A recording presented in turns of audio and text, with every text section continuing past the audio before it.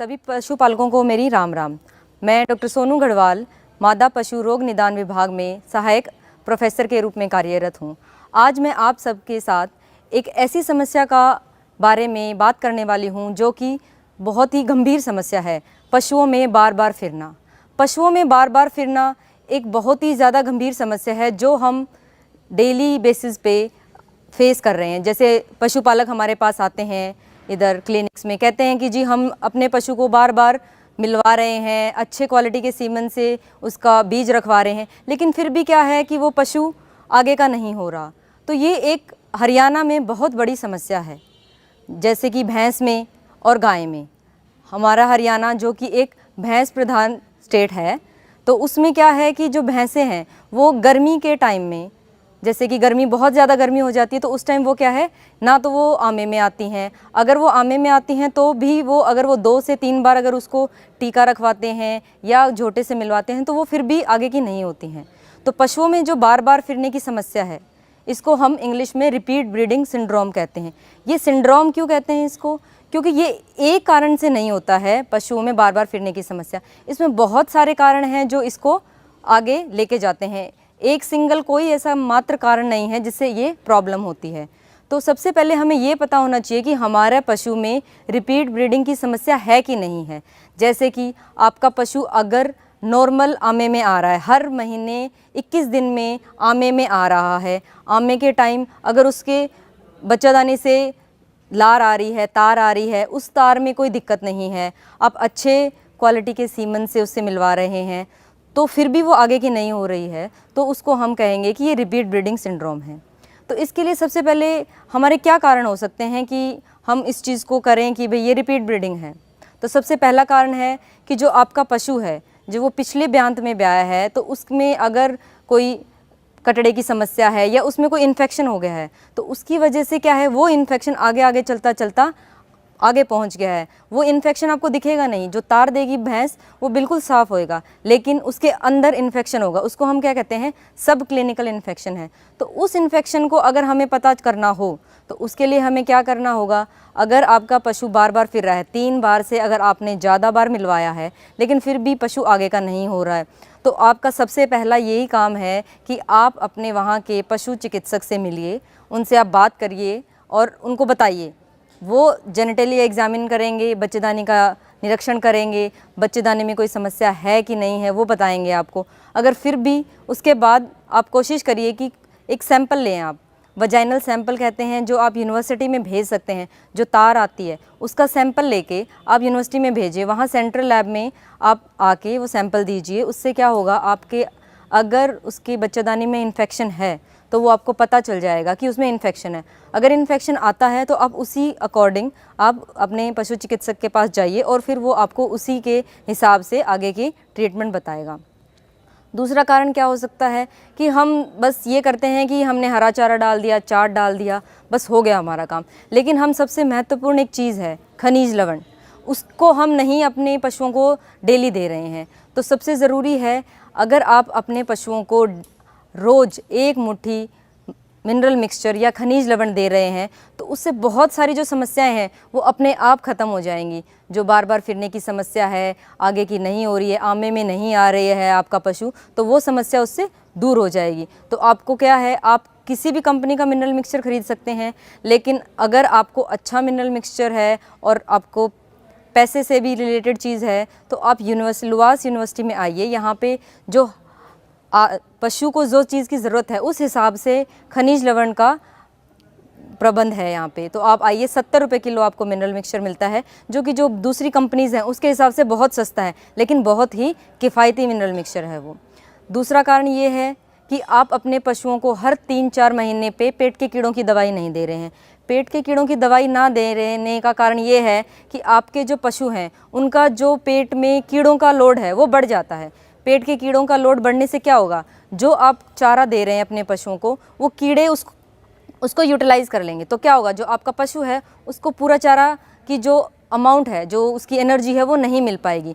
तो उससे क्या होएगा, बहुत सारे जो प्रोसेस हैं जो कि सब चीज़ों में यूज़ होते हैं वो बीच में रुक जाएंगे। तो उसकी वजह से आपका जो पशु है उसमें काफ़ी और समस्याएं आ सकती हैं। ठीक है। इसके लिए आपको क्या करना है, हर एक बड़ा पशु है उसको हर 3 महीने में एक पेट के कीड़े की गोली देनी है। छोटा पशु है उसको उस हिसाब से जो उसकी खुराक बनती है उस हिसाब से उसको आपको देनी है। और क्या कारण हो सकते हैं, हो सकता है कि आपका पशु जब आमे में आ रहा है तो आप उसको सही तरीके से पता ही नहीं चल रहा आपको कि वो आमे में आया है कि नहीं आया है। तो इसके लिए आपका सबसे मेन मकसद क्या है कि आपका पशु हर 21 दिन में आमे में आ रहा है कि नहीं आ रहा। अगर वो नहीं आ रहा है तो क्यों नहीं आ रहा है। अगर आप उसको नहीं कर सकते कि वो आमे में आया तो आपको उसके ऊपर एक कड़ी नज़र रखनी है कि हर 21 दिन के बाद वो पशु आमे में आए। कई बार क्या होता है कि जो भैंस में ये समस्या है कि वो बोलती नहीं है, तो आपको क्या करना है, जब वो आमे में आएगी तो क्या होगा, उसकी जो बच्चादानी से है तार निकलेगा। तो आपको ये ध्यान रखना है कि तार आ रहा है कि नहीं आ रहा, और अगर जो तार है उसकी जो कंसिस्टेंसी है वो कैसी है, उसमें कुछ सफ़ेद छिछड़े तो नहीं आ रहे हैं। तो आपको ये चीज़ का ध्यान रखना है। और क्या हो सकता है, सबसे ज़रूरी क्या है हमारे पशुपालकों के लिए कि 1 साल में एक गाय एक अपना बछड़ा दे, या भाई 2 साल में 3 साल में एक भैंस के 2 कटड़े हो जाएं। लेकिन ये जो समस्या है, गंभीर समस्या है, जिसको हम क्या कहते हैं, रिपीट ब्रीडिंग, इसकी वजह से 2 साल में 3 साल में हम एक जो कटड़ा या बछड़ा है वो नहीं ले पा रहे हैं। तो उससे क्या होएगा, उनका इकोनॉमिक लॉस बढ़ जाएगा, मतलब उनका जो खर्चा है एक पशु पे वो बढ़ जाएगा। तो इसके लिए खर्चा बढ़ेगा, आप अपने पशु को खाना खिला रहे हैं, चारा डाल रहे हैं, चाट डाल रहे हैं, जिसकी वजह से जो आपके ऊपर जो पैसे का बर्डन है वो बढ़ जाएगा, लेकिन आपका पशु दूध नहीं दे पाएगा। इसीलिए आपको जो ये समस्या है, गंभीर समस्या, इसका अगर आप सही से निदान करेंगे, सही इसका ध्यान रखेंगे कि आपका पशु 2 महीने में 3 महीने में आगे का क्यों नहीं हो रहा है, आप बार बार अच्छे सीमन से उसकी बीज रखवा रहे हैं या झोटे से मिलवा रहे हैं अच्छी क्वालिटी के, तो आपको इसका ध्यान रखना है। आप जैसे ही आपको पता चलता है कि नहीं हो रहा आगे, आपको अपने पशु चिकित्सक से बात करनी चाहिए। हम जनरली जाते नहीं हैं पशु चिकित्सक के बाद, कहते हैं जी वो तो ऐसे बोलेंगे ऐसे बोलेंगे, लेकिन आप जाएंगे नहीं तो आपको बताएंगे कैसे। एक सबसे बड़ी समस्या क्या है गांव में कि हम पंचायत के झोटे रख लेते हैं, हमें ये नहीं पता उस झोटे की जो सीमन की क्वालिटी है वो कैसी है, ना हमारे पास टेस्टिंग है उसकी। तो हम अगर पंचायत का झोटा रख रहे हैं तो हमारा सबका फ़र्ज़ ये है कि जो भी झोटा है उसकी हम सारी डिज़ीज़ टेस्टिंग करवाएं, क्योंकि वो जो झोटा है वो जो गांव की सारी भैंसों को कवर कर रहा है। अगर उसमें प्रॉब्लम है तो समझें कि जितनी भी आपके पशु हैं जिनको उसने कवर किया है उनमें सब में प्रॉब्लम आ जाएगी। तो आप कोशिश यही करें कि आप अच्छे क्वालिटी का बीज रखवाएं। अगर झोटे से आपसे मिलवाना है तो आप कोशिश करें कि उस झोटे की जो पेडिग्री है, मतलब उसकी माँ, उसकी बाप का जो भी रिकॉर्ड है वो आपको पता होना चाहिए। अब ऐसे ही भाई कोई किसी ने डेयरी में झोटा रखा हुआ है या किसी ने पंचायत में झोटा रखा, तो आप उससे अपनी भैंस को ना मिलवाएं। उससे क्या होएगा, आपके पशु में अगर उसमें बीमारियां हैं, कुछ बीमारियां होती हैं जो पशु मादा से दूसरे पशु से दूसरे पशु में फैलती है, जो कि सीमन से फैलती है, वीर्य से फैलती है। तो आप कोशिश यही करें, अगर आप झोटे से मिलवा रहे हैं तो उसकी प्रॉपर सीमन एनालिसिस होनी चाहिए, या उसमें जो कुछ बीमारियां हैं जो फैलती हैं एक दूसरे से, उन बीमारियों से वो वंचित होना चाहिए। उसके लिए एक टेस्टिंग होती है, हमारे CIRB में भी होती है, लुआस में भी होती है। कुछ बीमारियां हैं जैसे ब्रुसेल्ला है, TB है, JD है, ट्राइकोमोनियासिस है, इन बीमारियों से आपका झोटा फ्री होना चाहिए, तभी आप उसको आगे के लिए यूज़ कर सकते हैं। अब इसका निदान कैसे करें, आप अपने रेगुलर बेसिस पे खनिज लवण को आप अपने चार्ट में डालिए, 1 मुट्ठी डेली आप चार्ट में डालिए। हर 3 महीने में उसको पेट के कीड़ों की गोली दीजिए। अगर उसमें कोई भी समस्या होती है बच्चेदानी में तो आप तुरंत अपने पशु चिकित्सक से मिलिए और उसकी टेस्टिंग करवाइए।